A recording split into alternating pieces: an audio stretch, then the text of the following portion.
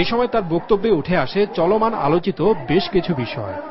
আমরা সেটা অভ্যুত্থানে বিশ্বাস করি না, আমরা বিশ্বাস করি জনগণের গণঅভ্যুত্থান। জনগণের মাধ্যমে এই সরকারের পতন ঘটানো হবে ইনশাআল্লাহ। আমি আওয়ামী লীগকে স্মরণ করিয়ে দিতে চাই, এই যে সরকারের অভ্যুত্থান হচ্ছে সব পরিশ্রমে আওয়ামী লীগের সমর্থন ছিল। পয়লা মেতে প্রধানমন্ত্রী হিসেবে বক্তব্য দিতে দেব না। ট্রাম্পকারের কথা আপনারা বলেন নাই, কি বলে নাই? ট্রাম্পকারের কথা বলেছিল, সেই ট্রাম্পকারটা কি ছিল?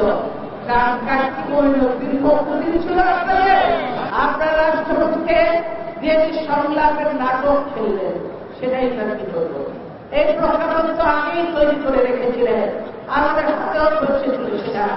আপনারা যে তার শ্রমিক হবে আগেই আমরা জানতাম। আপনারা শুধু নাটক খেললেন এতদিন ধরে দলগুলোকে দেখে। কিন্তু আমরা বলি এই ঘোড়ার আগে গাড়ি চলে কোনো লাভ নাই। তত্ত্বাবধায়ক সরকারের অধীনে এদেশে নির্বাচন হতে হবে। বেগম জিয়ার বক্তব্য শেষে বিকেল 4:15টায় শুরু হয় আলোচিত গণমিছিলের এই কর্মসূচি। মিছিলের শুরুটা দেখা গেলেও শেষ ভাগের দেখা পাওয়া সম্ভব হচ্ছিল না।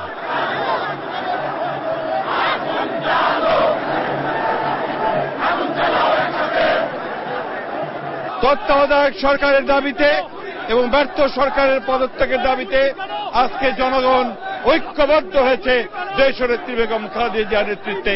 এই মিছিল লক্ষ মানুষের মিছিল, সেটাই প্রমাণ করে। মিছিলের বিভিন্ন ভাগে ছিলেন বিএনপির কেন্দ্রীয় নেতারা, তবে বিএনপি চেয়ারপারসন বেগম খালেদা জিয়া ছিলেন মিছিলের একেবারে শেষ ভাগে। তাই বেগম জিয়ার দেখা পেতে আশপাশে দাঁড়িয়ে থাকা মানুষকে অপেক্ষা করতে হল দীর্ঘ সময়। পল্টন থেকে শুরু হওয়া মিছিলের গন্তব্য ছিল মগবাজার মোড়, কিন্তু দেখা গেল মিছিল বড় হওয়ার কারণে এর অগ্রভাগ মগবাজার মোড় পৌঁছালেও এর শেষ ভাগে থাকা বেগম জিয়ার গাড়িবহর তখনও অবস্থান করছিল শান্তিনগর মোড়ে।